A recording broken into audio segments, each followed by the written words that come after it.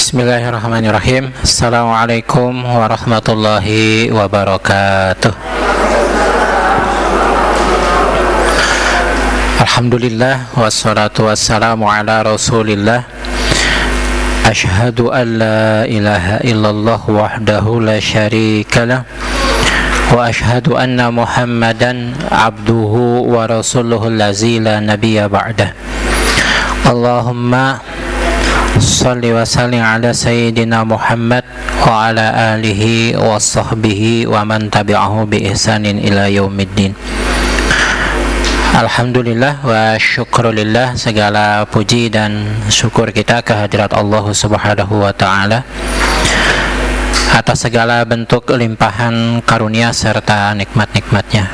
Shalawat serta salam semoga senantiasa tercurah limpahkan kepada Nabiullah Rasulullah Muhammad Sallallahu Alaihi Wasallam, kepada keluarganya, para sahabatnya, tabi'in, tabi'ut tabi'in, dan semoga dicurahkan pula kepada kita semua selaku umatnya yang senantiasa taat kepada sunnah-sunnahnya. Amin, amin ya Allah ya Rabbal Alamin. Bapak Ibu yang dirahmati oleh Allah Subhanahu wa ta'ala, di kesempatan Rabu minggu ini kajian kita terkait kitab Adabul Mufrad memasuki halaman yang ke-67 ya, halamannya halaman 67, hadisnya hadis yang ke-24. Di situ judulnya tentang doa kedua orang tua. Ya, judulnya doa kedua orang tua.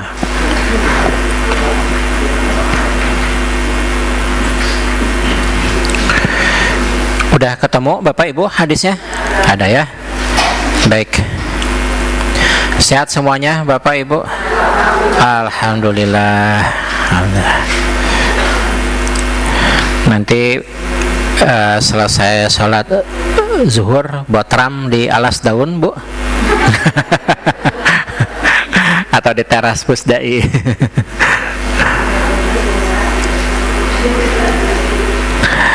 Baik, judulnya tentang doa kedua orang tua.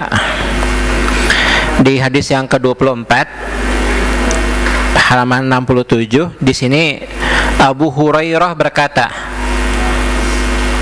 Nabi sallallahu alaihi wasallam bersabda, salasu da'awatin mustajabatun lahunna la syakka fihinna da'watul mazlum wa da'watul musafir wa da'watul walidaini ala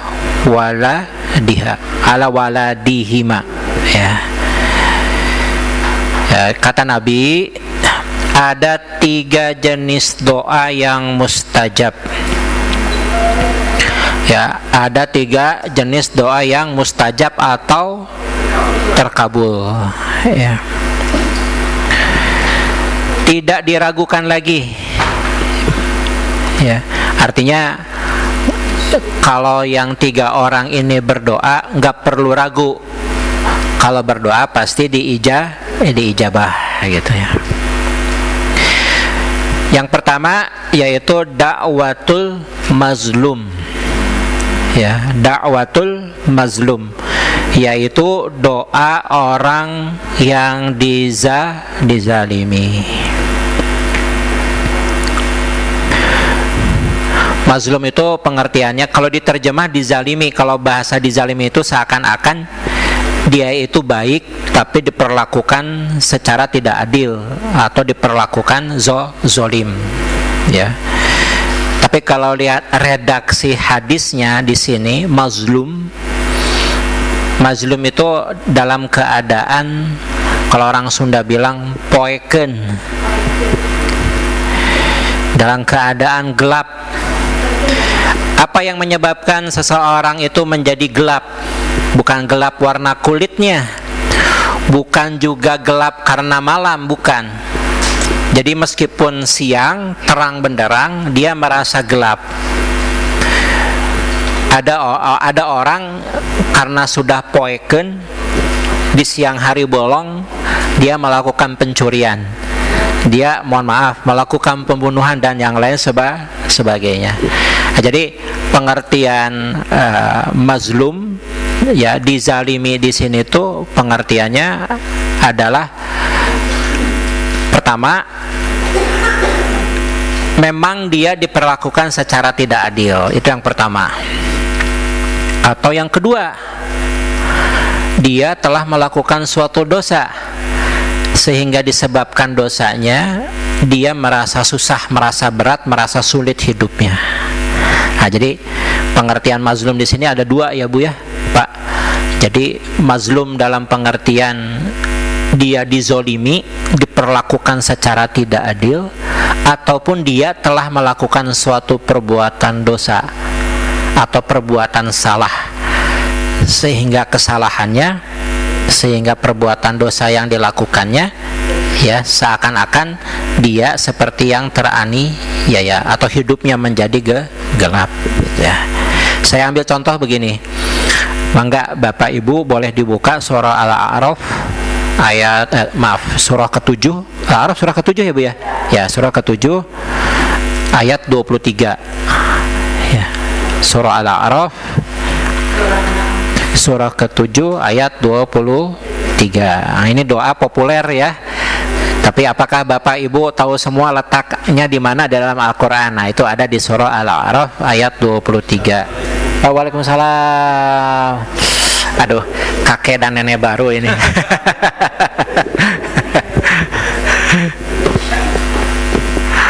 Rabbana zalamna anfusana wa illan taghfir lana wa tarhamna lanakunanna minal khasirin. Ini ucapannya siapa Bu? Pak. Nabi Adam bersama dengan Nabi Adam dengan Siti Hawa.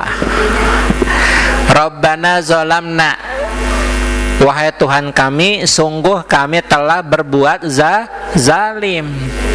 Yang dimaksud dengan berbuat zalim itu adalah Adam dan Hawa melanggar aturan atau larangan Allah.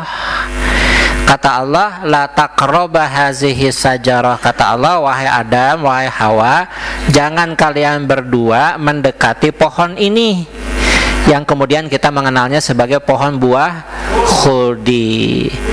Allah itu melarang jangan didekati. Ternyata bukan hanya didekati, dipetik buahnya. Disebabkan karena Adam dan Hawa melanggar aturan atau larangan Allah, maka Adam dan Hawa dalam keadaan mazlum, dalam keadaan teraniaya disebabkan karena melanggar atau perbuatan dosa. Coba Bu, Allah itu nggak maha rahman dan nggak maha rahim gimana sama kita itu Bu?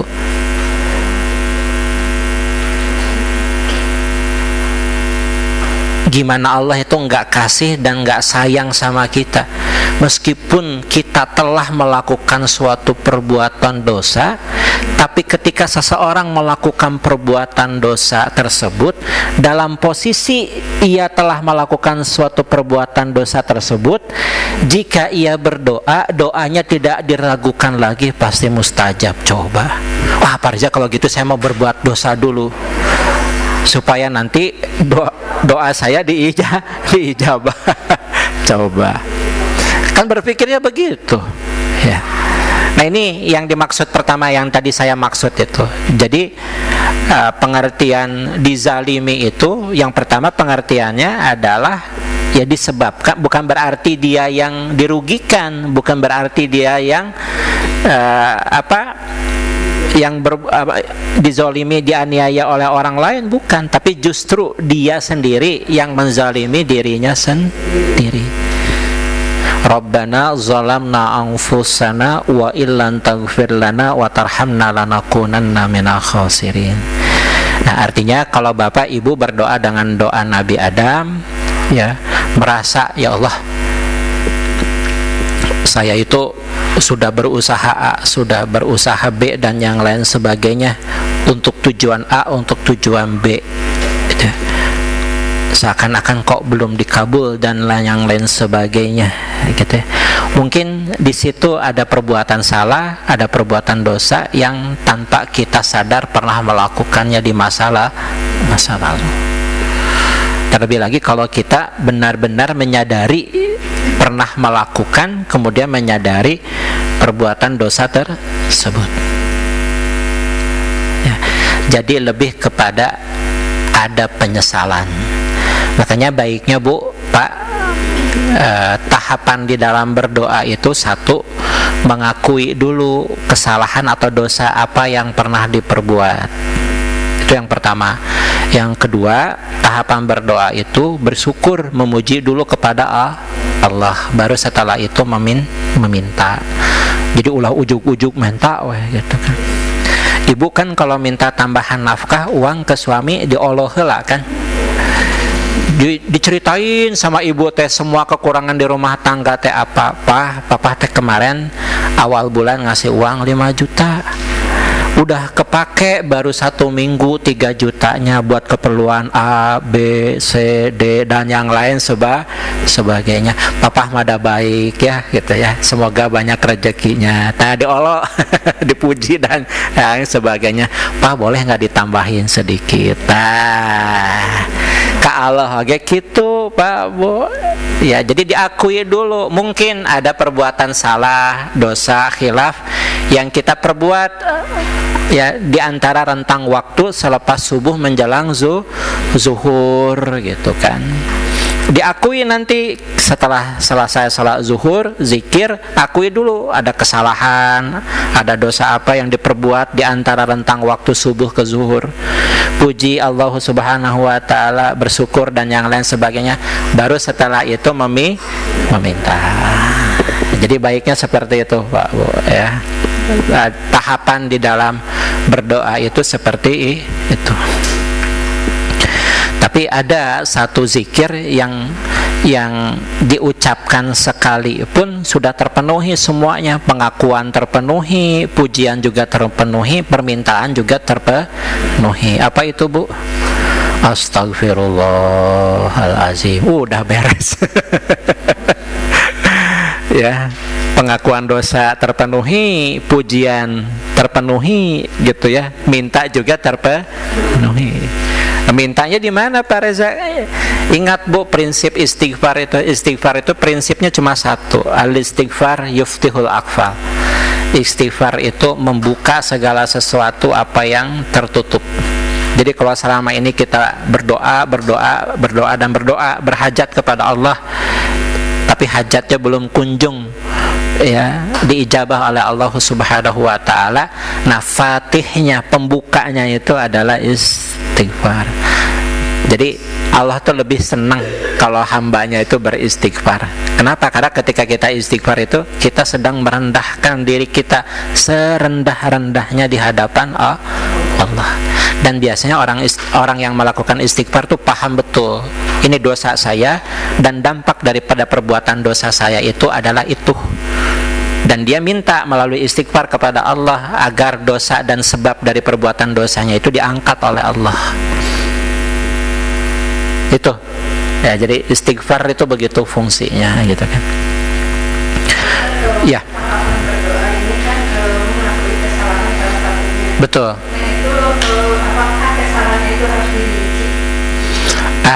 Kalau Bapak Ibu tetiasa ngarinci, pakai istighfar yang modelnya Sayyidul Istighfar. Allahumma anta rabbi la ilaha illa anta khalaqtani wa ana abduka wa ana ala ahdika wa wa'adika mastata'tu a'udzu bika min syarri ma sana'tu abu'u laka bi ni'matika alayya wa abu'u bi zambi faghfirli fa innahu la yaghfiruz dzunuba illa anta. Abu'u itu saya mengaku ya Allah telah berbuat dosa yang sadar saya pernah perbuat ataupun yang tanpa sadar pernah saya perbuat. Teka etang eta mah Bu tos tekap mangga Sayyidul Istighfar. Gitu Bu ya. Itu. Jadi awali dengan Sayyidul Istighfar itu. Ya.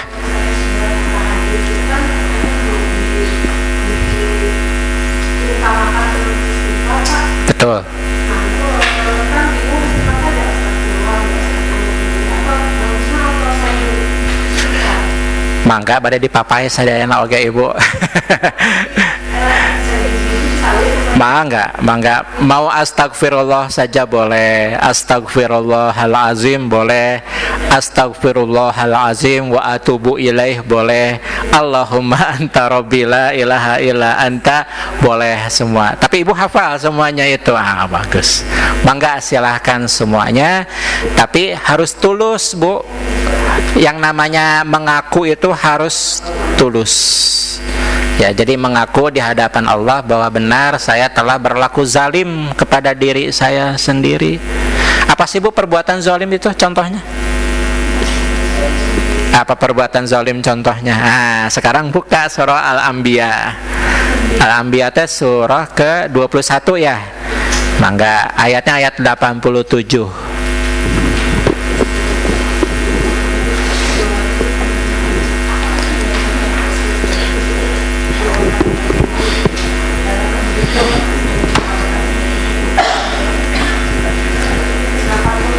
Ya, 87.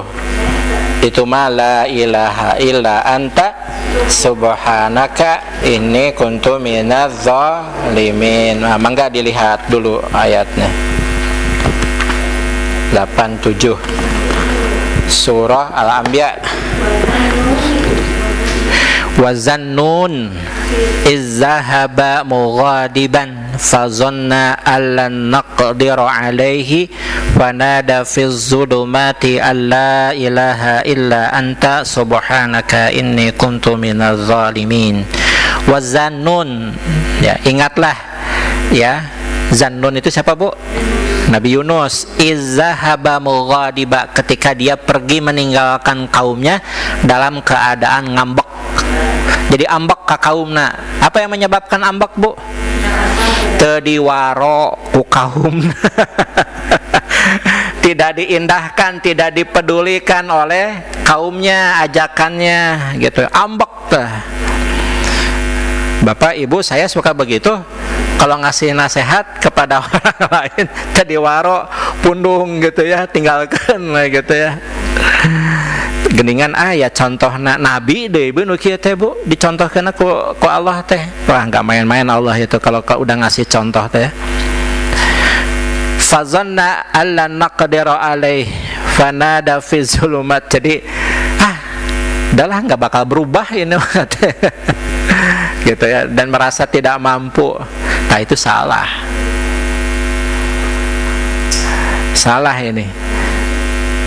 Nah, maka kisahnya adalah ketika Nabi Yunus meninggalkan kaumnya, ya kemudian pergi, kalau dalam riwayat dijelaskan pergi dalam keadaan berdoa dan doanya mengancam kepada kaumnya bahwa kelak akan diturunkan azab kepada kaumnya, sehingga kemudian Allah kirim awan hitam. Ya, tetapi tidak dijelaskan di sana apakah kemudian setelah awan hitamnya digiring oleh Allah kemudian muncul misalkan angin kencang disertai hujan besar atau kilatan-kilatan dari kilat dan yang lain sebagainya, tidak dijelaskan. Tapi yang jelas ketika mereka ditinggal oleh Nabi Yunus, itu kan peristiwanya di ini Bu, kisah Nabi Yunus itu di Mosul, di Irak. Mosul Irak itu ketika itu di zamannya Nabi Yunus itu salah satu negara di bagian timur tengah ketika itu yang paling kaya pendapatannya. Jadi yang dihadapi oleh Nabi Yunus itu orang-orang kaya semuanya, yang karena kekayaannya itu melalaikan mereka daripada mengingat Allah, kemudian membangun patung-patung dan disembah oleh mereka. Nah, kesal Nabi Yunus ini kemudian ditinggal sambil mengancam dengan doa. Aku berdoa kepada Tuhanku untuk turunkan azab kepada kalian. Ditinggal, dikisahkan kemudian Nabi Yunus bertemu dengan tepian pantai, kemudian naik ke atas sebuah perahu atau bahtera. Dikisahkan perahu ini kelebihan penumpang. Kemudian diadakanlah undian di antara mereka untuk mengurangi beban. Satu orang harus nyebur ke dalam lautan. Setelah berkali-kali ya dilakukan undian, yang selalu keluar itu adalah namanya Nabi Yunus. Orang-orang tuh nolak, Yunus itu orang soleh, orang baik katanya. Masa orang baik yang harus dikorbankan katanya. Tapi kata Yunus, sudahlah, yang adil itu adalah nama yang keluar sesuai dengan undian. Nah, disitulah dikisahkan Nabi Yunus akhirnya loncat masuk ke dalam lautan, kemudian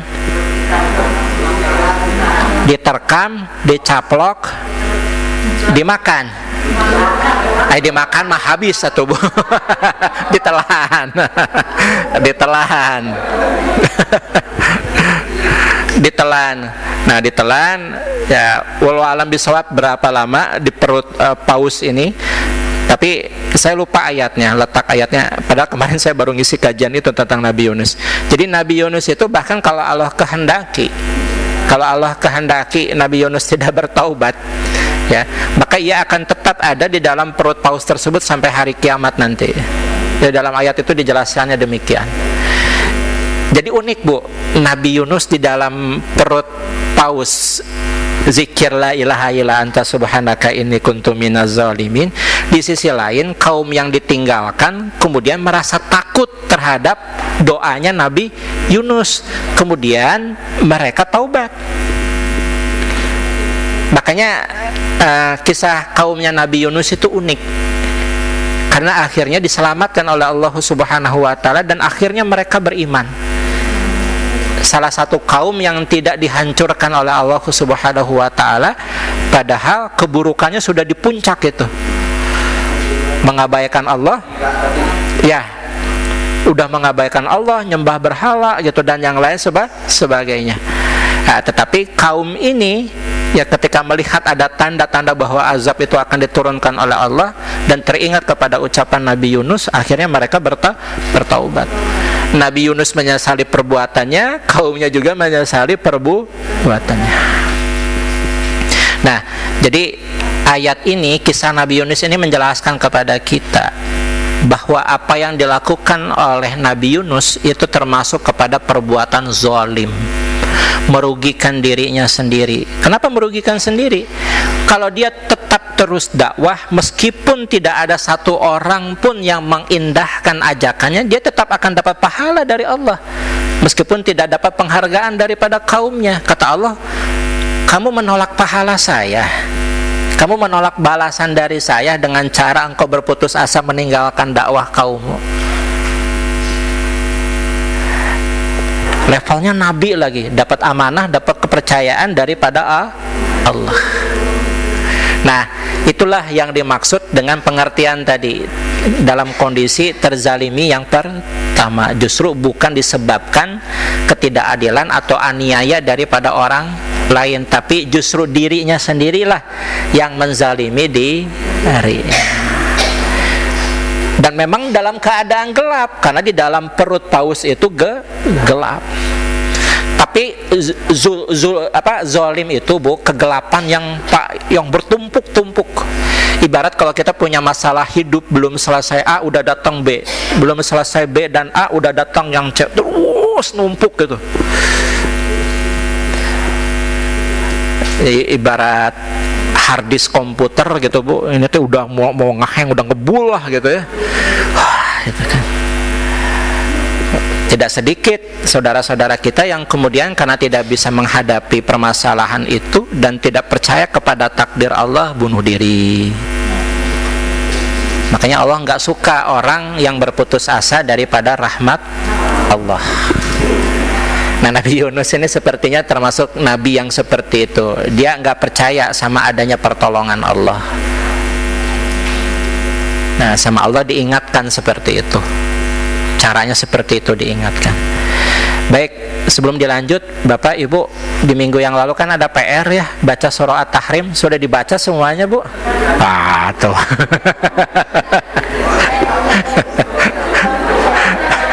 Belum ya? Belum. Pak Reja ingat tuh ya. Dan saya mah ngajar di kampus, ngasih tugas sama mahasiswa, pasti ingat kalau ngasih tugas teh gitu ya. Insya Allah selalu. Belum Bu ya? Minggu depan dites murojaah ya Bu ya. Murojaah. Wah, dijamin sepi, nggak ada yang hadir. Enggak Bu, enggak Pak, enggak ya. Saya cuma minta baca aja gitu ya, pahami dengan baik ya. Baik. Saya lanjut kembali ya, Pak, Bu. Ya, jadi kita belajar dari kisahnya Nabi Adam dan kita juga belajar dari kisahnya Nabi Yunus alaihi salam. Bahkan dari keduanya ya kita juga belajar untuk mengamalkan. Ada doa yang pertama tadi apa doanya Pak Bu? Rabbana zalamna anfusana wa illan taghfir lana wa tarhamna lanakunanna minal khasirin. Yang kedua, la ilaha illa anta subhanaka inni kuntu minaz zalimin. Itu ya, insyaallah ya, nggak pernah luput, nggak pernah lepas ya doa itu. Baik, tapi tadi saya sampaikan harus disadari dengan penyesalan ya. Jadi harus diakui bahwa benar saya telah melakukan A, bahwa benar saya telah melakukan B ya Allah, gitu kan. Itu makanya tolong ampuni apa yang pernah saya perbuat. Itu harus ya, harus disertai pengakuan. Taubat itu tanpa pengakuan nggak sah, taubatnya nggak diterima. Ya, taubat itu step atau langkah pertamanya pengakuan dulu. Harus diakui dulu. Ya Allah, taubat, ya Allah, ternyata asam urat itu sakit ya Allah, gitu kan. Hamba telah menzalimi diri sendiri ya, tadi makan ulu kutek lencah seueur teuing gitu ya, dan yang lain sebagainya. Iya atuh da nuang atau mantak ya janten gitu ya. Nah itu juga perbuatan menganiaya diri sendiri, merugikan diri sendiri. Perbuatan zalim itu kan gitu, merugikan diri sendiri. Ibu tahu kalau makan semur daging itu tensi naik gitu kan, gula darah naik dan yang lain sebagainya. Kata dokter, Bu, jangan segala dipikirkan ya Bu ya. Kalau dipikirin aja sih nggak apa-apa. Ini mah dipikirkan dan dimasukkan ke dalam hati, ya udah gula darah naik. Ada yang begitu Pak Bu? Ada. Adik ipar saya, adiknya istri saya, 3 hari yang lalu operasi tumor payudara. Jadi di perjalanan dari rumah di Tangerang menuju rumah sakit Pondok Indah, kalau nggak salah rumah sakit itu apa ya, saya lupa. Ke rumah sakit itu di perjalanan di mobil itu pecah Bu, pecah. Langsung kondisinya kritis, stres berat. Ketika masuk ruang operasi diambil darah 450 gula darahnya.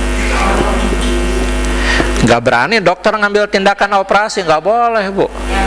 Iya, akhirnya cuma dibersihkan saja. Kemudian disuruh pulang 3 hari, ya istirahat di rumah. Datang ke rumah sakit, ketika dicek di rumah sakit tinggi lagi 470. Tapi sudah mendesak kondisinya, harus diangkat. Akhirnya disuntik insulin Bu.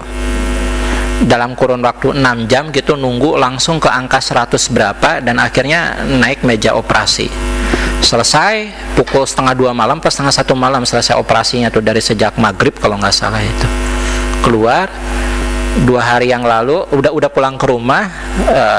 Kemarin tuh kalau nggak salah check up lagi, gula darahnya naik lagi. Saya ngobrol sama suaminya, karena suaminya dulu saya yang ngajarin ngaji itu. Imoy namanya, Moy, ini gimana? Neng katanya. Kayaknya bukan dari faktor makanan katanya. Jadi ngedrop stres, gula darah langsung naik. Dan memang secara genetik dari almarhumah ibunya ada. Itu pemicunya itu begitu. Jadi ya dibantu, saya bilang supaya tenang. Di antaranya tadi zikir la ilaha illa anta subhanaka. Ini adik ipar saya ini namanya Eva. Eva ini kalau orang Sunda bilang dulunya waktu mudanya agak jarambah kalau makan Bu. Kalau jajan teh segala, terutama jajan-jajanan kayak cireng, cilok kayak gitu. seblak gitu. Betul Pak, ya. Ya intinya yang bahan-bahan pengawet itu kan jahat itu, yang kayak gitu Pak. Tuh. Makanya saya sering sewot sama istri saya. Bun lagi diet nih, saya lihat dari pagi sampai malam gak makan nasi. Tapi yang dimakan itu Bu, apa cilok bojot kayak gitu. Saya bilang, baru dibilangin besoknya, ya kenapa ya pusing? Itu pusing bukan karena lambung luka karena makanan pedas, gula darahnya naik. Saya bilang pusing pasti. Terus kudah kumaha ya, obat ke Allah. Ayo obat mah banyak di rumah sakit, saya bilang. Tapi selagi habitnya, selagi kebiasaannya nggak dirubah, ya bakal kejadian lagi, saya bilang itu. Nah kan tubuh kita itu kan cara sirkulasinya itu kan Allah yang menciptakan, malah dilanggar, pasti kejadian. Gitu aja. Ibu-ibu sama bapak-bapak mah mantang ya, insya Allah ya. Kalau nggak ketahuan. Tapi para aja ada sok hoyong jajan cilok teh ya mangga Bu, ayo sekali-kali mah nggak apa-apa. Saya sering ngasih semangat sama mahasiswa, kalian tuh hidup harus sehat, harus irit juga, saya bilang gitu ya. Ya, pagi-pagi makan energen, siang oki jelly drink, malam mau tidur minum 1 tablet Promah. Nanti setelah seminggu, setelah sebulan masuk rumah sakit, saya bilang. Saya sindir mahasiswa itu Bu, saya perhatikan kalau jajan ya Allah cilok yang kayak gitu, minumnya boba dan yang lain sebagainya. Aduh, saya bilang, please kalian teh mau umur panjang mau umur pendek, jangan membunuh diri sendiri dengan cara makan seperti itu. Semua makanan mubah lah ya.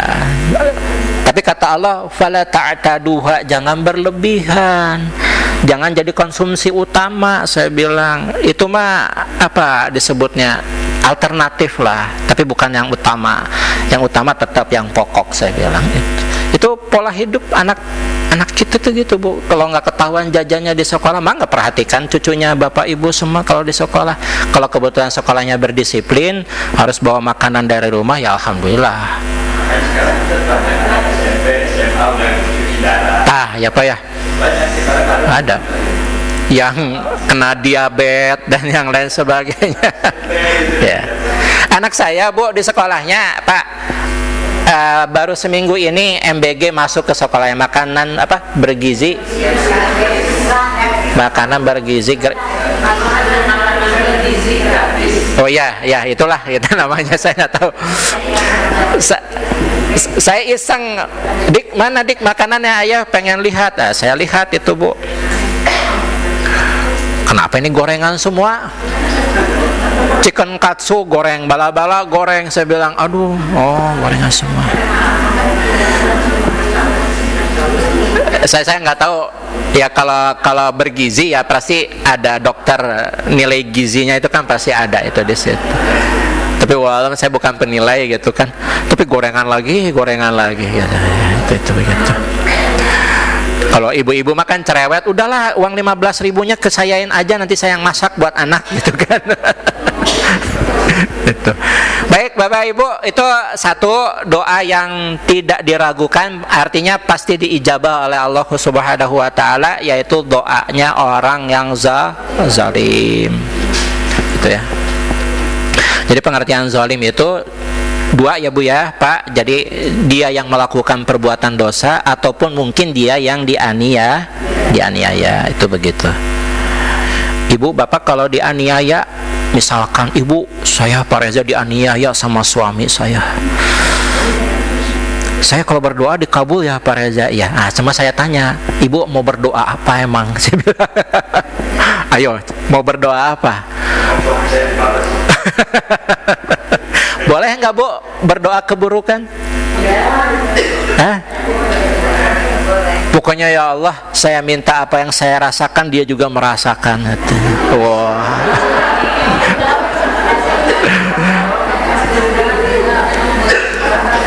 Kata Allah, Kata Allah kepada Rasulnya, idfa billati hiya ahsan.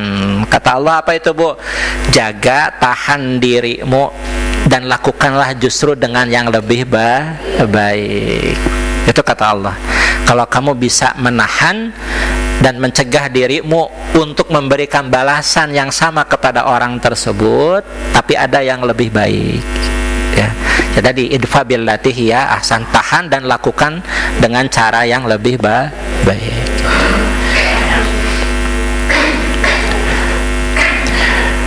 Kalau suami lagi marah, wah saya merasa terzalimi sebagai istri. Doanya apa, Bu?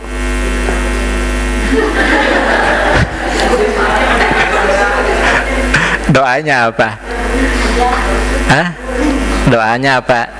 Ya Allah, semoga hambamu jadi hamba yang ridho, menerima takdir, senantiasa diberi sikap sabar, gitu ya, gitu.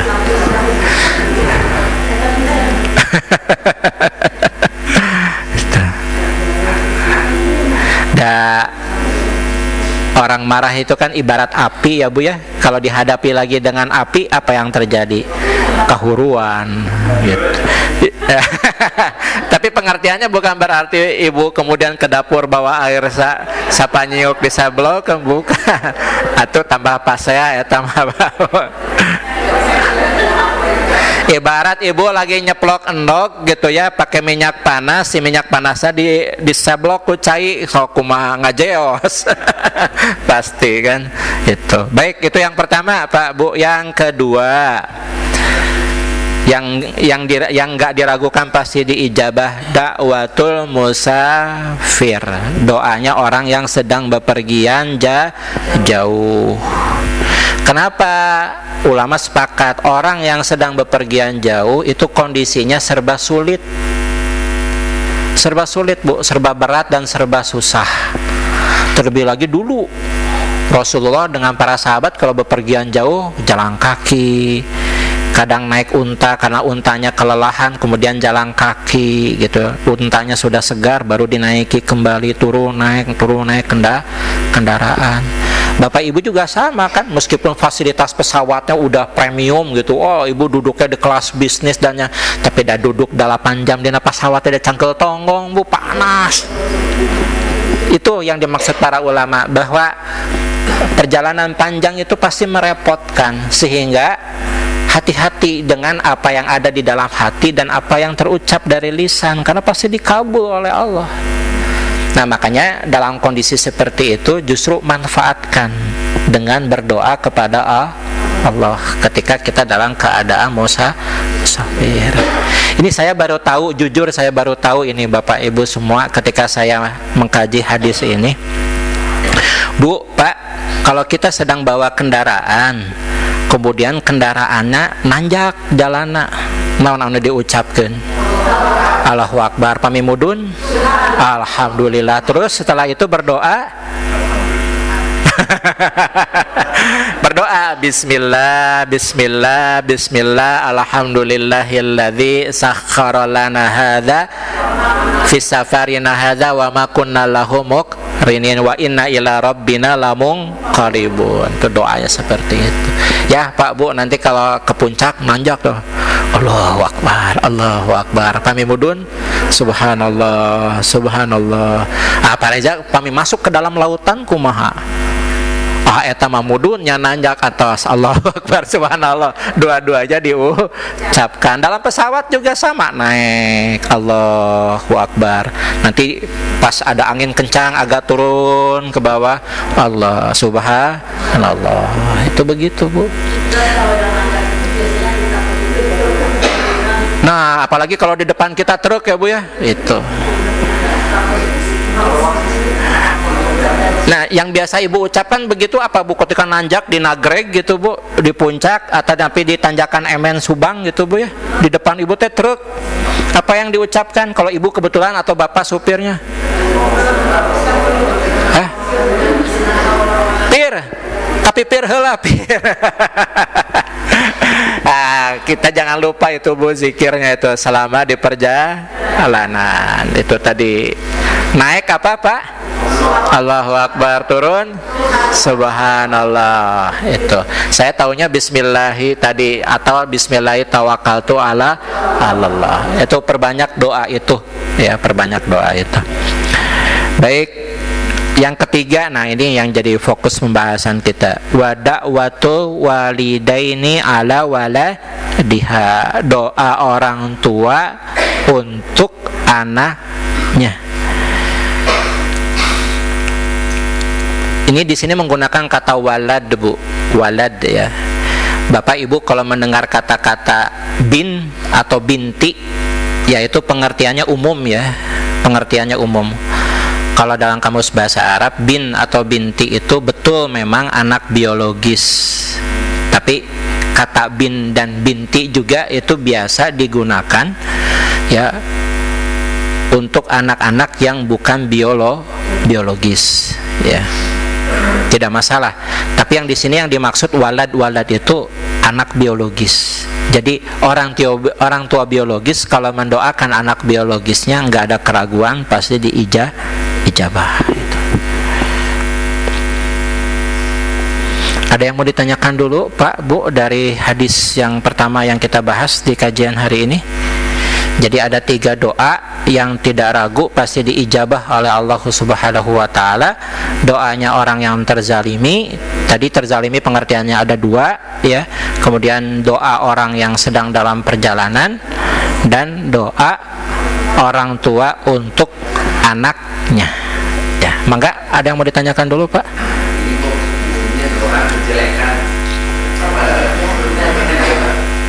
Kenapa Pak? Oh, dalam terjemahnya ya. Dan doa kejelekan kedua orang tua kepada anaknya. Baik, dijawab nanti di hadis yang berikutnya. Itu tentang pertanyaan Pak Hadi itu. Ya, dalam terjemahnya betul ya, begitu ya Pak Bu ya. Ya. Dan doa kejelekan kedua orang tua kepada anaknya. Ya. Nanti saya jawab di hadis yang berikutnya, karena hadis yang berikutnya menjelaskan tentang ini gitu. Maka silakan Pak Oki. Kalau anak suka jawab, suka Pak Oki orang Sumatera Pak ya, orang Sunda bilang nembalan wae gitu ya. Ya kalau bahasa Indonesia selalu mendebat apa perkataan orang tuanya. Ya, yang mau ditanyakan apanya Pak? Terus gimana kita orang tua menghadapi? Oh, yang menghadapi yang seperti itu.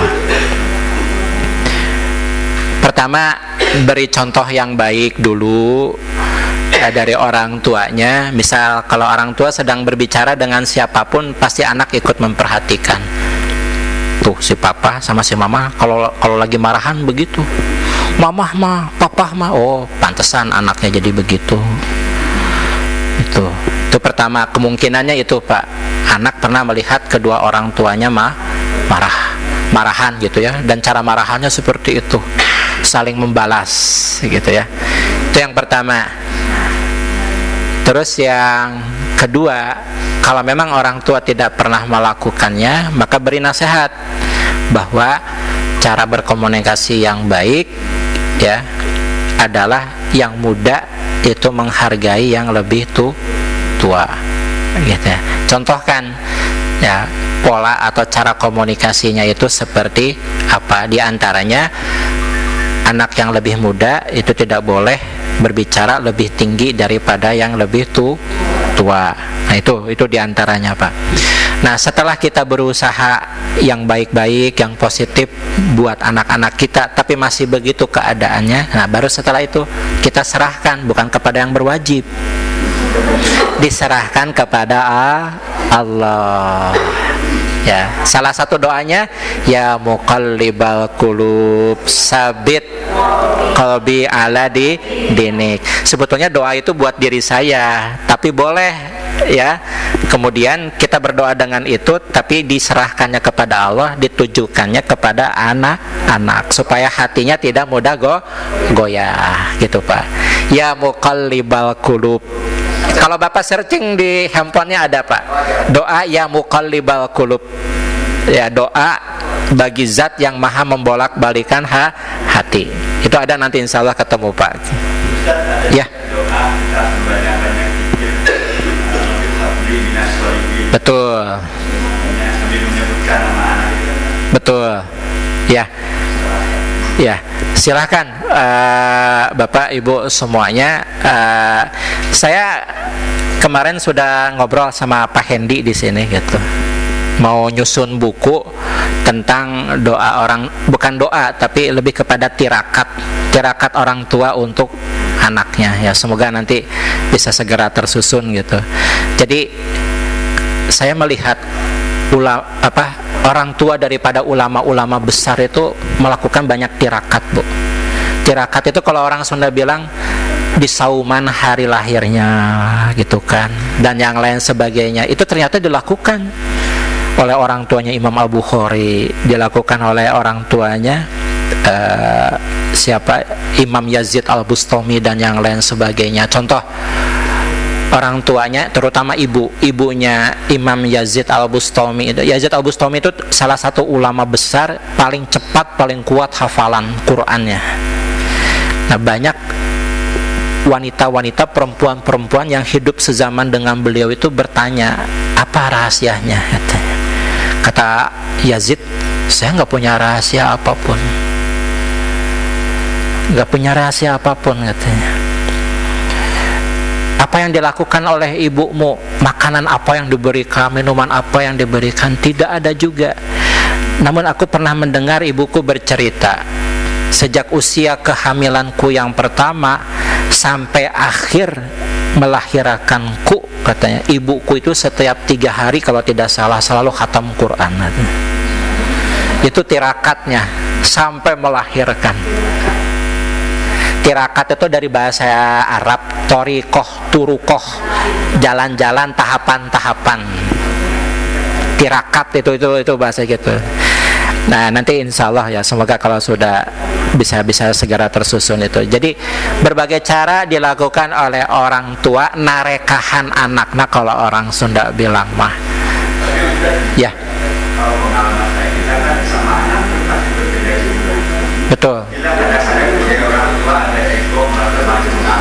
Betul.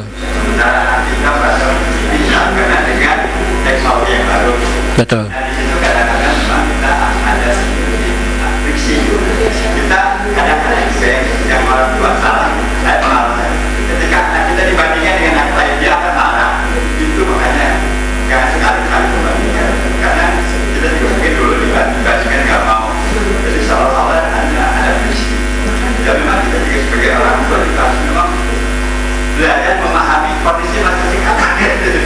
Betul, Pak. Kalau enggak kita ego kita merasa bahwa anak kita milik kita. Ya. Dia suka apa saya? Dulu begini, dulu gitu kata saya. Jadi artinya bahwa kita juga harus sama-sama ketika kita memahami. Apalagi itu kalau anak laki-laki misalnya kata dokter itu Aisyah Tahra, tidak boleh jangan melihat mukanya. Dia akan selalu marah. Karena memang kita di waktu kecil kan kalau dilihat muka tuh memang kondisi anak laki-laki seperti itu. Ketika bicara tuh gak usah pandang. Nah, psikologisnya berbeda dengan anak perempuan. Yeah. Kalau anak perempuan memang senang dipandang. Kalau anak laki-laki, jadi memang kalau kebetulan anak saya laki-laki dua-dua, kalau terjadi perbedaan seperti itu, ya ketika belajar kita dengan kondisi sekarang, insya Allah akan ada. Tapi kita berdoa juga. saya punya murid ngaji, Pak, Bu, namanya kakak beradik, namanya Hasna dengan Nazwa. Nazwa ini kakaknya, sekarang udah kelas 1 SMA, adiknya Hasna baru masuk SMP. Store hafalan sama saya, surat yang sama, surah Al-Mulk. Hafalan adiknya lebih cepat, lebih banyak daripada kakaknya. Saya tanya sama kakaknya, "Wak, kenapa kamu jadi keduluan sama Hasna hafalannya?" Wah, beralasan A, B, C, D dan yang lain sebagainya. Pulang ke rumah selesai pengajian itu. Besoknya Nazwa ini nggak datang, lusanya juga nggak datang. Akhirnya ada WA masuk ke handphone saya, ke handphone istri saya dari ibunya. "Tolong titip pesan sama Pak Ustadz Reza, Wawa katanya nggak mau ngaji lagi." Saya langsung datangin ke rumahnya itu habis sholat isya itu. Saya temuin anaknya. Ibunya nggak tahu alasannya apa. Kenapa nggak mau ngaji lagi? Bingung gitu. Saya datang ke rumahnya. Saya tanya di depan orang tuanya itu dua-duanya, Abi sama Uminya itu. Kenapa, Wak? Kalau aja mau ngebanding-bandingin Wawa sama Hasna. Oh, saya bilang. Ya udah, Pak Reja minta maaf ya. Dia minta maaf. Besok ngaji lagi ya. Iya, saya bilang. Akhirnya ngaji lagi. Ya Allah, saya bilang. Ya itulah. Ya, jadi memang. Tapi tadi Pak Abu penting kan filosofi doa Allahumma gfirli wali walidayya warhamhuma kama rabbayani shaghira itu bahwa baik orang tua maupun anak itu harus sama-sama mau menyadari kesalahan dan kekurangan masing-masing, tapi tetap dengan menempatkan memuliakan orang tua di atas. Tetap itu begitu. Karena kan sudah kita bahas ya di minggu yang lalu bahwa berbakti kepada kedua orang tua itu tidak harus orang tuanya baik. Kalau orang tuanya jahat bagaimana? Apakah kemudian kita tidak berbakti? Kan tetap. Nah, itu sudah kita bahas ya Pak Bu di minggu yang lalu. Baik, nah tadi kenapa Hadi bertanya seperti itu, kita langsung ke hadis yang berikutnya. Ini hadisnya panjang sekali ini Bapak Ibu semua. Panjang ini. Baik, pelan-pelan saja. Abu Hurairah berkata, Rasulullah Shallallahu Alaihi Wasallam bersabda, masih di halaman yang sama ya Pak Bu, halaman 67 hadis ke-25. Abu Hurairah berkata, jadi begini Bu, kalau ibu bapak bingung atau bertanya-tanya, Pak Reza itu kan 25 garis miring 33 ya. Jadi gini Bu, ini yang ada di tangan bapak ibu semuanya, ini tahqiq. Kitab tahqiq itu artinya sanad hadisnya dan riwayat hadisnya yang diambil hanya yang sahih, hanya yang hasan saja, yang doif tidak diambil. Padahal kitab asli Kitabul Adabul Mufrad ini hadisnya lebih daripada itu jumlahnya. Contoh yang kita bahas ini hadis ke-25. Sebetulnya kalau di dalam kitab yang aslinya sebelum ditahqiq, sebelum dibenarkan isinya, hadis ini nomor urutnya ke-33. Maksudnya begitu. Gitu. Kalau dalam kitab aslinya itu begitu. Bisa dipahami ya Pak Bu ya? Itu. Maksudnya begitu. Baik. Ma takallama mauludun minan nasi fi mahdin ila Isa bin Maryam sallallahu alaihi wasallam wa sahibu Juraij atau Jurij di sini ya, atau Juraij. Ya, Juraij. Kalau dalam terjemahnya di sini Juraij, sanes Jurig ya Bu ya, Pak Juraij itu ya. Jadi kata Rasulullah, mata kalama mauludun, tidak ada bayi baru lahir bisa bicara. Mata kalama mauludun, tidak ada bayi yang baru lahir bisa bicara minan nas. Jadi dari sekian banyak manusia tidak ada yang baru dilahirkan langsung bisa berbicara. Ya. Fi mahdin, ketika ada dalam buayan ibunya. Illa, kecuali jadi aslinya mah nggak ada bayi bisa bicara ketika baru dilahirkan, tapi kecuali ya. Kata Rasul, illa Isa bin Maryam. Yang pertama, kecuali Nabi Isa putranya Maryam sallallahu alaihi wasallam. Wa sahibu Juraij. Ya.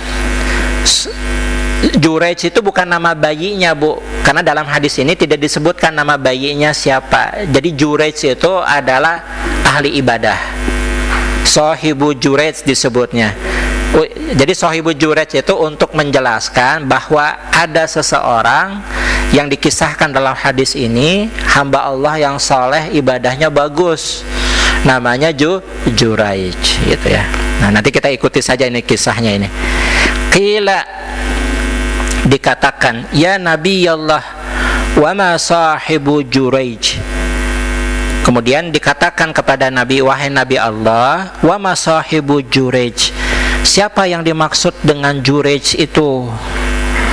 Qala, kemudian Nabi berkata, fa inna Juraijan kana rajulan rahiban fi sauma'ati lahu. Ya, kata Rasulullah, Juraij itu adalah seorang laki-laki yang rahib. Rahib itu seperti pendeta, Bu. Ya, hanya berdiam diri di tempat ibadahnya, tidak kemana-mana, gitu ya. Mengisolasi diri di tempat ibadahnya. Jadi kata Rasulullah, kana rajulan rahiban fi sauma'atin lahu. Sauma itu tempat ibadah. Kalau kita musola lah, Bu ya. Jadi bukan tempat ibadah yang besar, jadi tempat ibadah yang kecil, ya. Nah, gitulah kayak tajuk gitu Pak ya kalau di lembur mah gitu. Wa kana ra'i bakarin ya'wi ila asfali sauma'atihi, dan dikisahkan di dekat tempatnya beribadah itu ada seorang penggembala yang sering mengembala di dekat tempat ibadahnya. Wa kanat imra'atun, kemudian dikisahkan secara terpisah, dikisahkan imra'atun, ada seorang perempuan min ahlil qaryah yang merupakan dari desa atau kampung tersebut, ya.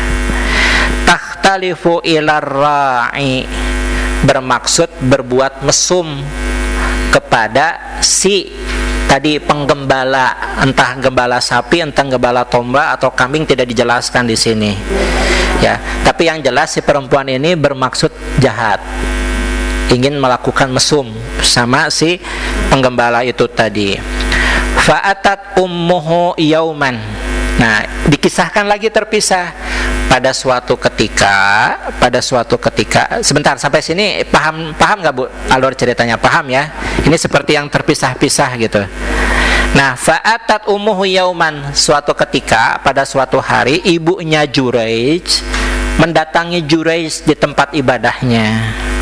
Faqalat, lalu ibunya berkata, ya Juraij. Ibunya berkata sambil menyeru, wahai Juraij, gitu ya, memanggil-manggil lah, ya. Wa huwa yusolli, namun ketika ibunya memanggil, Juraij sedang sholat.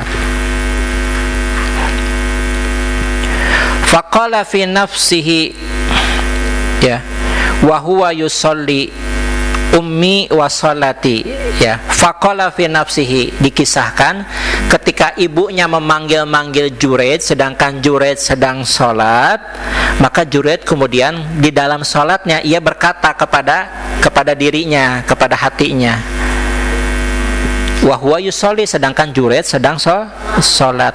Ummi wa sholati, kata Juraij, saya pilih ibu saya atau saya pilih tetap meneruskan sholat. Maksudnya apakah saya lebih baik membatalkan sholat untuk memenuhi panggilan ibu saya, atau saya melanjutkan sholat saja, gitu kan? Dalam riwayatnya ini sholatnya sholat bukan sholat yang difardukan, bukan yang diwajibkan.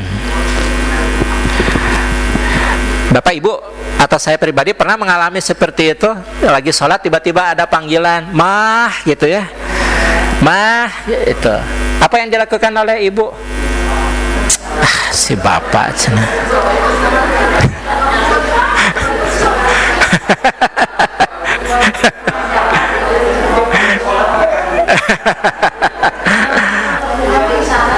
Ya, anu kawitna nuju ngawas Anas, ujug-ujug ngawas Al-Baqarah. Udah gitu ya, dia lanjut bacaannya gitu kan, dikalah dipanjangkan gitu kan, pasti ya masih bapak ada mau nih katanya gitu ya. Kalau enggak mau main futsal uangnya habis, minta uang dulu badai mancing bekal naseep segala rupi gitu ya, ibu teh lagi salat duha gitu ya, misal gitu. Ini bayangannya seperti itulah Pak Bu gitu kan.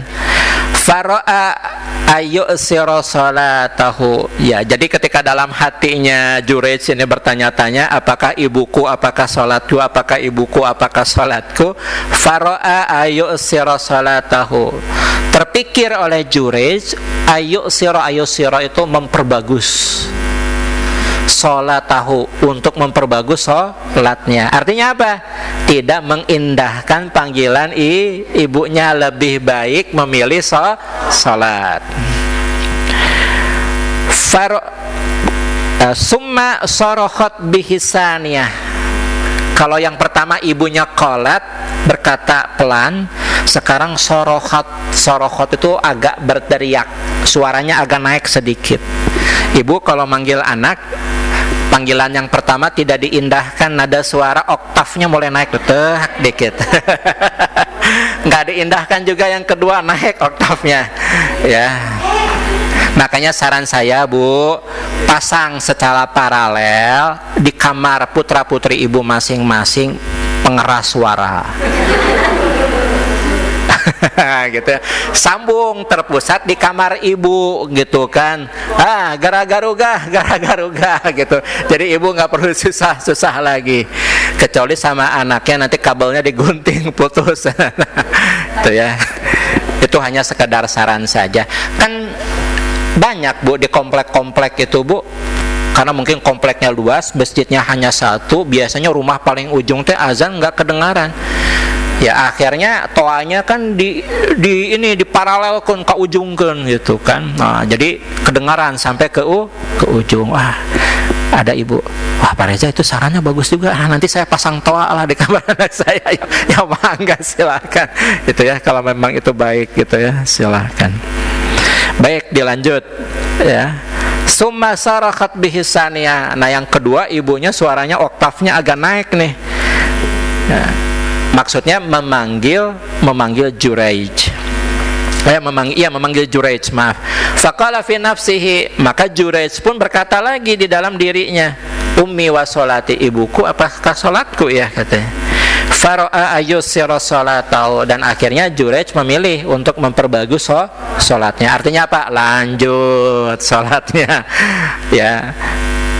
Summa sarakhat bihi salisa, oktavnya naik lagi ibunya nih. Ya, yang ketiga ibunya berkata demikian, masih sama Juraij gitu ya.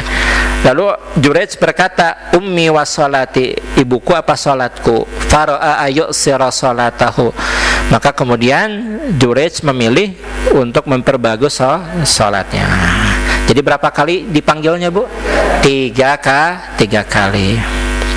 Falamma lam yujibha qalat. Nah, kemudian ibunya merasa ya panggilannya tidak dijawab oleh putranya, oleh Juraij.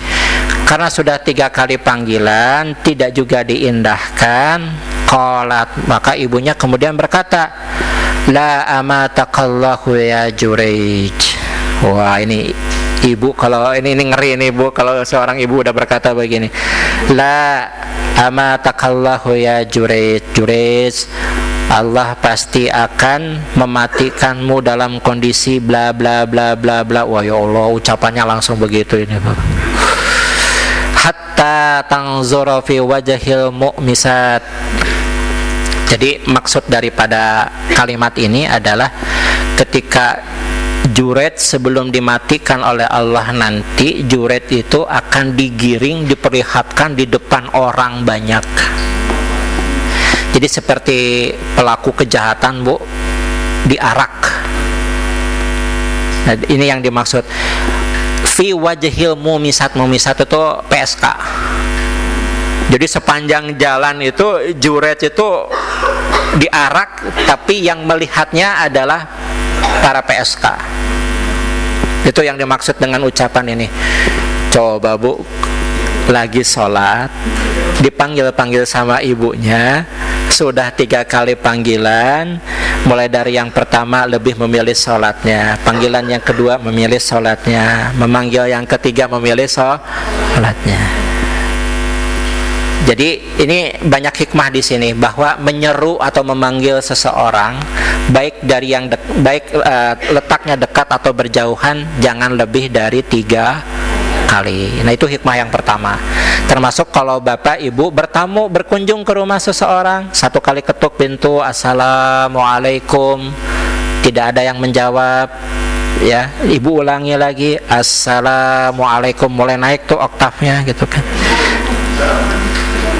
Assalamualaikum, tidak juga ada yang mengindahkan. Eta mah suara ibu Wati dek nagih hutang pasti dah. Teka luar, Bu, ya keluar. Nah, udah tinggalkan saja meskipun ibu tahu penghuninya ada.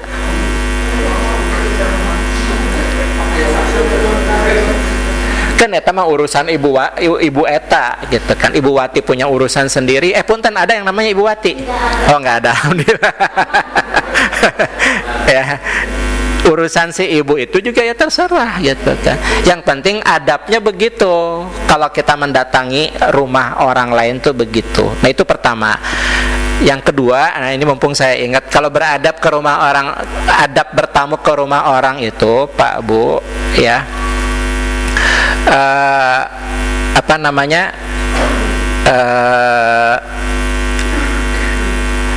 Jangan menceritakan segala hal apa yang ibu lihat dari rumah tersebut.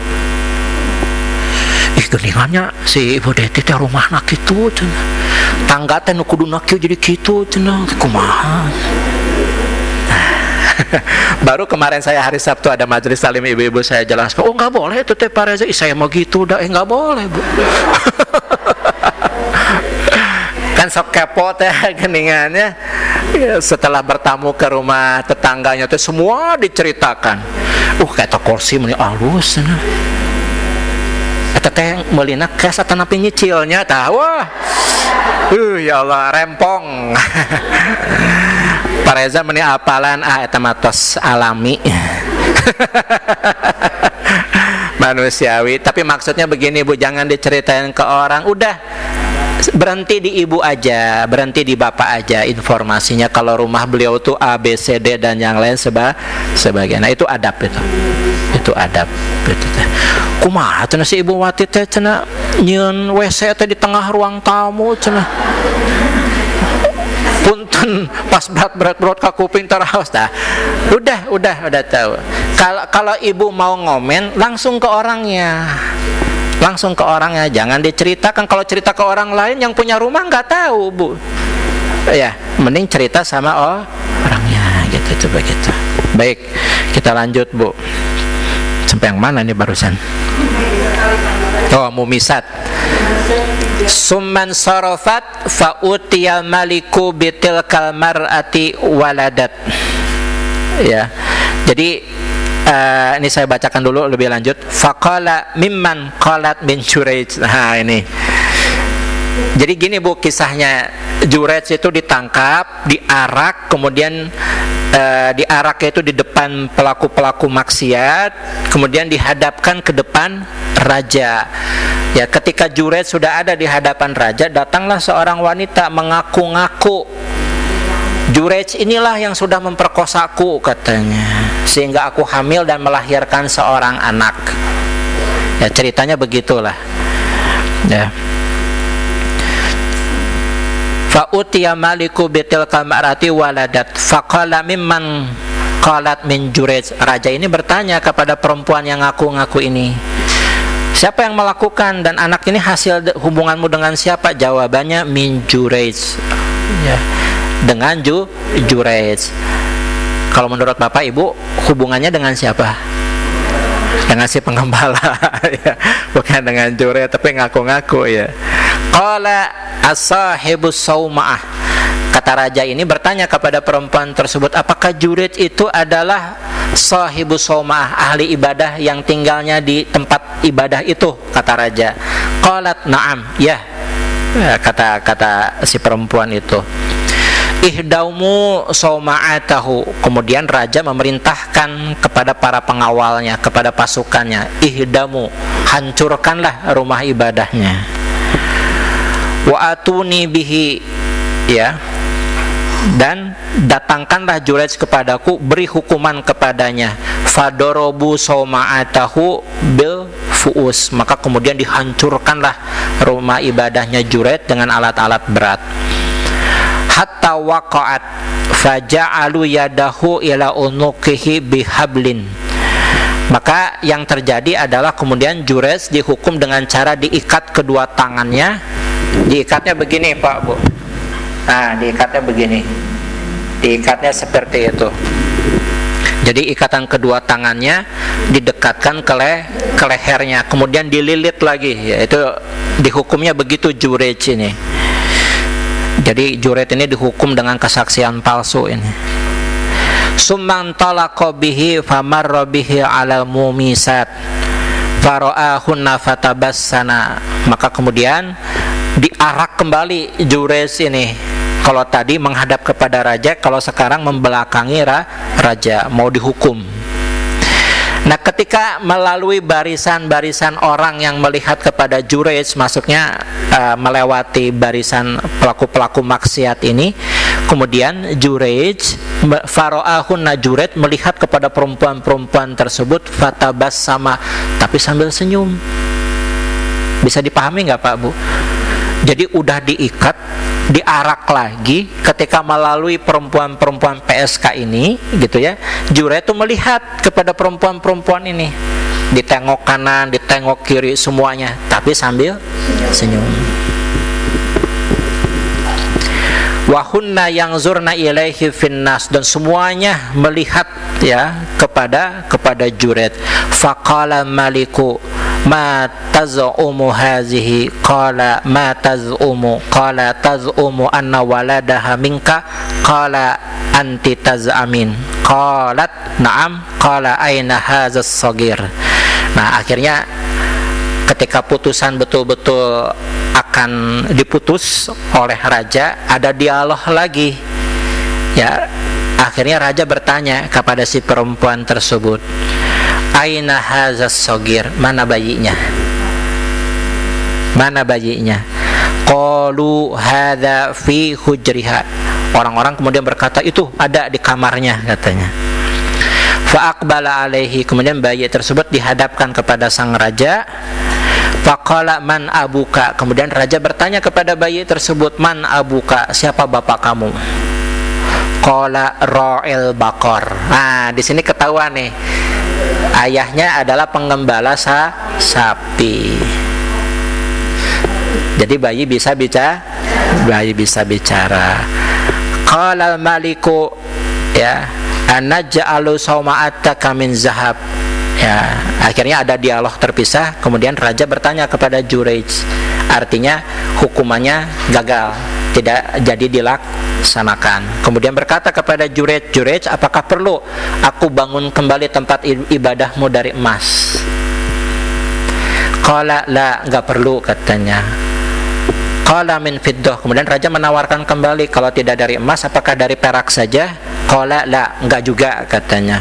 Qala faman naja'aluha, lalu apa yang harus kami lakukan untuk membangun rumah ibadahmu? Qala radduha kama kanat, kalau begitu kembalikan saja seperti semula, katanya, enggak perlu berlebihan. Qala famal ladzi tabassamat, lalu bertanya, apa yang membuat engkau tadi tersenyum? Jadi ketika diarak gitu ya, kenapa kamu tersenyum? Qala ya, amron araftuhu, urusan itu cuma aku yang tahu, kata Jurej, gitu ya. Adrakatni da'watu ummi summa akhbarahum, sebetulnya ada peristiwa di mana ketika aku sedang sholat, ibuku memanggil sampai 3 kali, aku tidak indahkan, katanya. Jadi maksudnya begini, Bu, ini dikisahkan dalam beberapa syarah hadis. Jadi sholatnya sholat sunnah.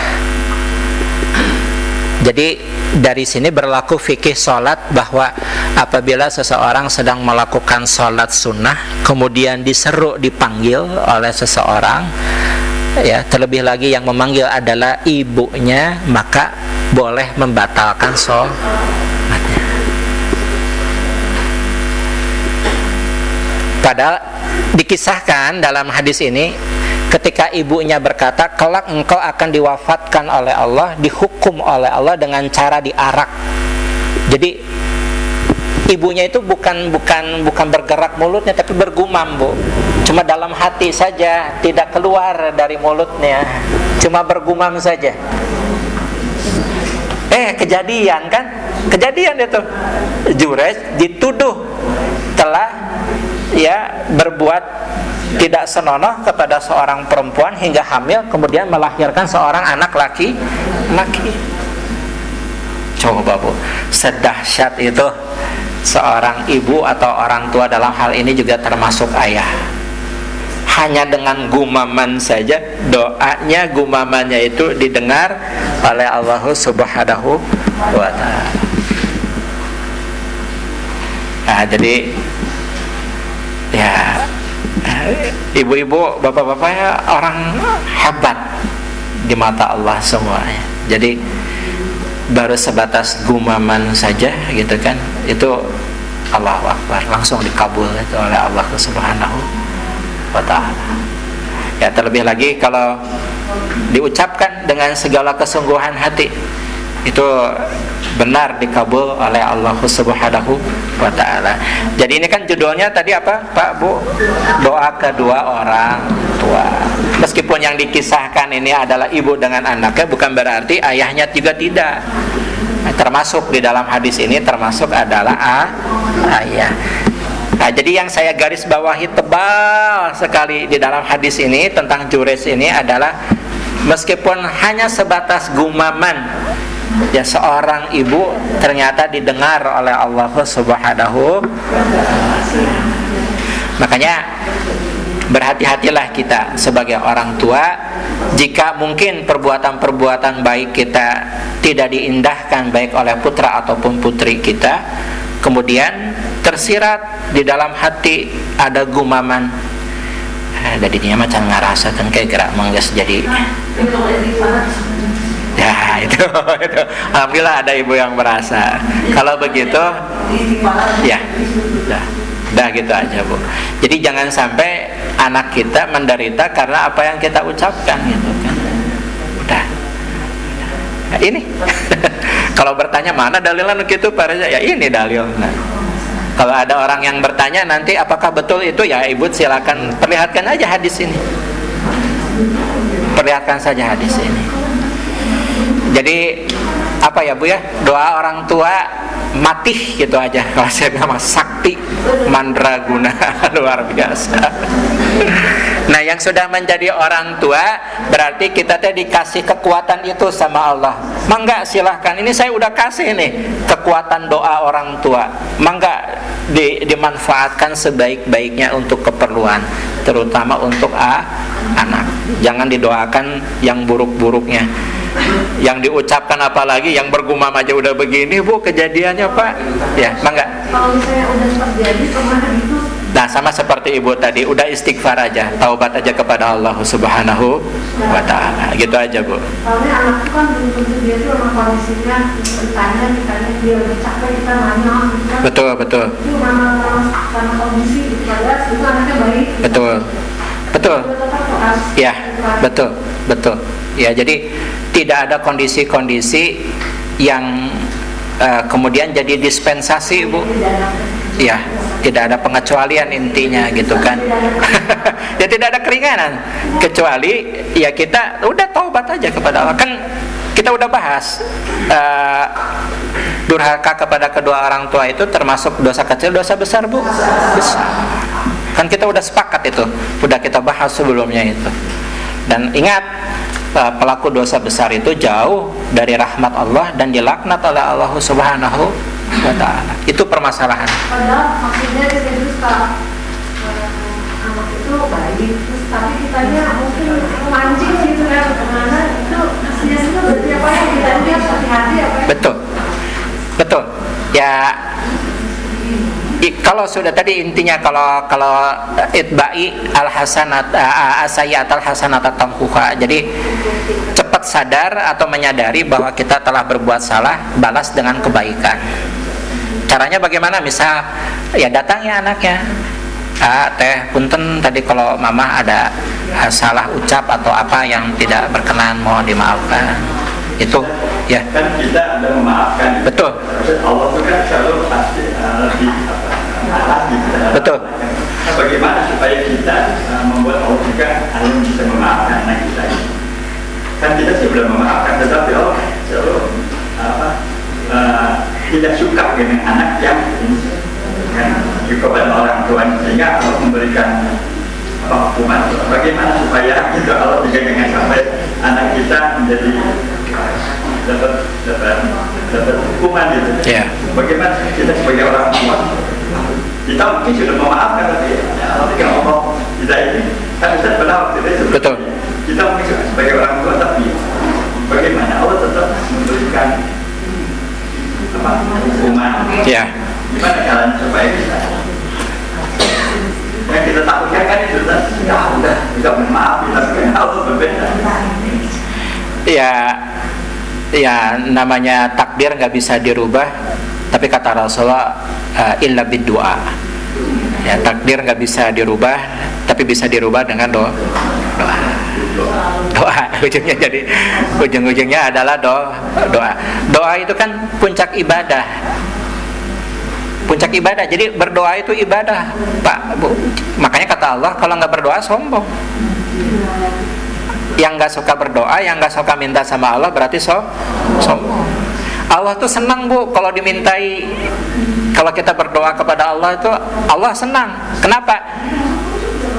Ibarat beginilah, tapi mungkin ini kiasnya, analoginya nggak tepat saya. Ibarat begini, ada orang kaya, dermawan, terus namanya disebut-sebut. Orang kaya ini merasa bangga gitu ya. Tapi kan jatuhnya ujub ya kalau yang begitu. Nah Allah tuh begitu, Bu. Tapi kalau Allah mah kan berhak, karena Allah zat yang satu-satunya. Allahu Akbar, Al-Mutakabbir, Al-Jabbar, ya itu Allah itu begitu. Ya, jadi ya berhak dibegitukan. Tuh kan akhirnya hambaku mengakui kesalahan. Justru Allah suka. Makanya kan ada ayat innallaha yuhibbut tawwabin wa yuhibbul mutatahhirin. Allah sangat suka, cinta kepada hamba-hambanya ya, at-tawwabin yang bertaubat. Taubat itu artinya kembali ke jalan Allah. Yang tadinya melakukan salah kemudian menjadi benar. Wa yuhibbul mutatahhirin, dan kemudian menyucikan, bukan hanya yang disucikan lahirnya tapi batinnya juga. Artinya dia melakukan perbaikan terhadap dirinya sendiri. Itu begitu. Mangga ya, Ibu silakan. Pak Ustaz, ini saya bicara hubungan antara orang tua dengan anak. Ketika berdoa mustajab lana, kita mendoakan anak atau anak yang meminta doa kepada ibunya? Saya jawab dua-duanya. Kan sudah pernah kita bahas nggak, Bu? Ada orang tua di alam kuburnya itu, nanti di akhirat, bukan di alam kubur. Di alam kubur iya, di akhirat juga iya. Kalau yang di akhirat nanti maksudnya ketika di surga dia diberi mahkota. Ini kenapa saya kok diberi mahkota? Amalan saya yang menyebabkan saya jadi dapat mahkota. Nah, karena ternyata anaknya penghafal Quran. Itu diantaranya. Kalau di alam kubur ada peristiwa-peristiwa di mana ada orang tua yang, kenapa kok saya dapat keistimewaan seperti ini? Katanya harusnya kan karena perbuatan saya dihukum begini ketika di alam barzah, tapi kenapa tidak? Itu disebabkan karena doa anak yang soleh untuk orang tuanya. Jadi kalau ibu bertanya, mana? Sama kedua-duanya. Kenapa coba alasannya, Bu? Karena silaturahim, karena ada hubungan kasih sayang. Makanya jangan diputus. Anak saya sakit, saya pernah sakit. Kan kalau dia pernah sakit bulan ini mama boleh? Iya, harus justru. Nih, Bu, saya cerita, ini pengalaman pribadi saya. Saya punya adik perempuan satu-satunya. Jadi saya 4 bersaudara, punya adik perempuan nomor 3 di keluarga, itu namanya Mira. Dulu tuh nikah muda, Bu, usia jalan 19 sudah nikah, masih kuliah D3 di perhotelan di NH itu. Jadi sebelum nikah sama suaminya itu, katakanlah dekat dengan seorang laki-laki. Saya namanya siapa lupa, orang Lampung. Jadi setelah menikah dengan suaminya, adik perempuan saya ini, karena kerja di kapal pesiar, setelah nikah 3 bulan ketemu ditinggal, 10 bulan tuh. Karena masih labil nih mentalnya adik saya ini gitu kan, dan masih kuliah juga. Ternyata masih ada kontak sama pacarnya yang dulu nih, sama temen lakinya yang deket dulu tuh. Saya masuk ngasih nasihat, gak masuk juga. Kita datang ke ada kiai itu, minta doanya, gak berubah juga. Nangis ibu saya itu. Saya ingat itu sama hadis-hadis ini. Mah, Ini mau 10 ustadz, mau 1000 ustadz kiai sekalipun dikumpulkan untuk berdoa, kayaknya masih jauh lebih hebat doa mama. Sok mama aja yang doa. Ya, kita akhirnya wasilah dengan air gitu kan, simpan di botol. Oh, ibu saya tuh malam-malam tuh doa sampai nangis-nangis. Paginya saya antar karena ngekos di NH di Ledeng itu saya antar. Seminggu pulang ke rumah bu, nangis itu minta maaf sama ibu saya. Alhamdulillah, itu kata saya bilang sama ibu saya, mah doa mama. Makanya kata Rasulullah itu ya, ketika orang tua itu kan pintu menuju kebahagiaan surga yang paling mudah dan bahkan yang paling pertengahan. Tapi Rasulullah kecewa sama umatnya, kadang pintu ini tuh nggak dipakai. Nggak dipakai itu maksudnya apa? Meraih kesuksesan dunia akhirat dengan cara jalan berbakti kepada kedua orang tua tuh jarang dipakai sama anak-anak hari ini tuh. Belajar yang pintar biar IPK-nya tinggi dan yang lain sebagainya, ini jarang ini. Bahwa ternyata berbakti kepada kedua orang tua itu kata Rasulullah yang paling tengah, yang paling mudah untuk masuk surga, untuk sukses dunia, terlebih lagi akhirat. Kenapa diabaikan kata Rasulullah? Itu kan pernah kita bahas, udah hadisnya. Kenapa diabaikan itu? Ya makanya kalau sudah berlalu, wah Pak Reza, anak-anak saya udah besar semuanya, kan masih ada kita sebagai orang tuanya. Dan Bapak Ibu melihat anak-anak kita mungkin kok nggak seperti orang tuanya ya, dari sisi ekonomi nggak seperti orang tuanya, begini, artinya di bawah orang tuanya. Ya tadi, cobalah saran dari Rasulullah ini gitu kan, meskipun putra putri kita sudah berkeluarga, diingatkan kembali dan selalu diingatkan caranya bagaimana berbakti kepada kedua orang tua dengan cara-cara yang baik tentunya gitu Bu, ya diingatkan. Atau mungkin ibu menyengaja teh gitu ya, kita kumpul ya, meskipun hanya sebulan sekali ngariung gitu ya, kumpul aja Bu, ya dihangatkan kekeluargaannya itu begitu Bu. Kita lihat nih anak-anak kita tuh, itu mungkin cara-cara bagaimana agar silaturahim, hubungan kasih sayang orang tua dengan anak ya terjalin dengan baik. Ya. Doa ibu atau ayah itu sama ya. Sama Pak ya. Oh saya mama nu nggak doa, cina ada bapak mama enggak. Doa orang tua ya. Terakhir nih, kadang-kadang kita biasanya mulai konflik dengan anak ketika anak masih remaja. Iya betul. Tapi karena ahli pendidikan di Indonesia itu menurut saya benar juga. Itu memang kesalahan kita padahal periode emas itu ketika anak di peran sekolah dihitung. Ketika di situ kita bonding dengan orang yang lain. Oh ya. Di situ karena ketika itu kita mungkin zaman sekarang suami kerja gitu ya, anak-anak kan lebih banyak dengan pengasuhan. Nah ketika PBD kita berbeda, jadi pada ternyata kesalahan kita adalah ketika di pendidikan di sekolah masa-masa itu. Nah di situ sebenarnya nilai-nilai itu dimasukkan dari orang. Ketika sudah mulai remaja kita ini, anak kita kenapa selamat padahal ketika masa itu kita tidak dikasih sama sekali. Bukan guru utama itu kan orang tua gitu kan. Kita memang di zaman sekarang itu banyak kita dari kemana itu berbeda. Ketika makanya ketika remaja dasarnya itu dari atau dari mengatur itu. Jadi ketika sudah mulai remaja kita kok nggak ini gitu kan, kita tidak sadar periode itu yang kita abaikan gitu. Ya.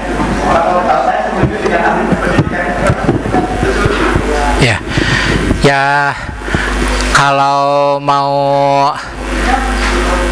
apa sih disebutnya itu Bu, panca kaki atau apa ini teh disebutnya teh, kalau melihat ke belakang teh bahasa Sundanya teh, ya kalau mau diurut mah ya Allah gitu kan, banyak banget kekurangannya gitu ya. Nah makanya tadi Bapak Ibu semua Di antara zikir yang paling disukai oleh Allah itu ya tadi zikirnya Nabi Yunus dengan zikirnya Nabi Adam. Itu kan dua zikir itu kan, bahwa Nabi Yunus ataupun Nabi Adam keduanya betul-betul menyesal. Apa yang disampaikan oleh Pak Subur dan bapak-bapak lainnya, tadi ibu juga sama gitu kan, itu kan sebetulnya penyesalan orang tua ya. Kenapa dulu saya nggak gitu, kenapa saya dulu nggak gitu. Bagus, justru sesali saja. Allah tuh suka hambanya menyesali perbuatannya di masa lalu, tapi jangan lupa kemudian minta, ya Allah perbaiki keadaan kami. Memang betul kami dulu begitu, tapi tolong ya Allah, dengan kuasa-Mu rubah kondisi kami kepada yang lebih baik. Jika putra-putri kami kurang bakti, semoga bisa berbakti kepada kedua orang tua. Itu diantaranya. Jadi intinya tadi sesali, kemudian bersyukur kepada Allah, dan jangan luput selalu berdoa. Eta mah kokojo Bu. Ya Pak, itu. Cukup ya Bapak, Ibu semua. Baik. Terima kasih atas perhatian. Mohon maaf apabila ada khilaf dan kekurangan. Kita tutup dengan doa istighfar dulu. Astagfirullahalazim. Astagfirullahalazim. Astagfirullahalazim. Allahumma inna nushhiduka bi annaka antallahu ahad, Allahus samad, lam yalid wa lam yulad wa lam yakul lahu kufuwan ahad. Ya Rahman ya Rahim ya Ghaffar ya Razzaq ya Azizu ya Karim. Allahumma salli wa sallim ala sayyidina Muhammad wa ala alihi wa sahbihi wa man tabi'ahu bi ihsanin ila yaumiddin. Allahumma anta rabbi la ilaha illa anta khalaqtani wa ana abduka wa ana ala ahdika wa wa'adika mastata'tu a'udzu bika min syarri ma sana'tu abu'u laka bi ni'matika alayya wa abu'u bi zambi faghfirli fa innahu la yaghfiru dzunuba illa anta la ilaha illa anta subhanaka inni kuntu minaz zalimin.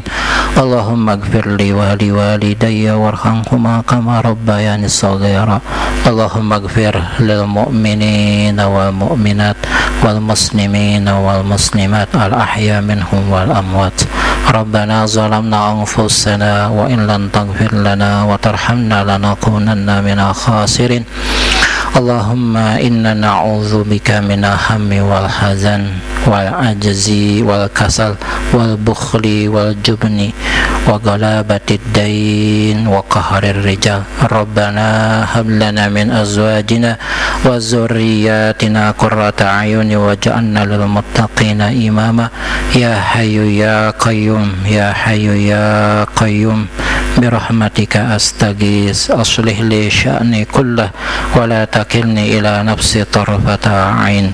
Rabbana la tuzigh qulubana ba'da idh hadaitana wa hab lana min ladunka rahmah innaka antal wahhab. Rabbana atina fid dunya hasanah wa fil akhirati hasanah wa qina adzaban nar. Wa sallallahu ala nabi wa ala alihi wa sahbihi wa sallam walhamdulillahi rabbil alamin. Subhanakallahumma wa bihamdika asyhadu an la ilaha illa anta astaghfiruka wa atubu ilaik. Billahi taufiq wa hidayah. Assalamualaikum warahmatullahi wabarakatuh.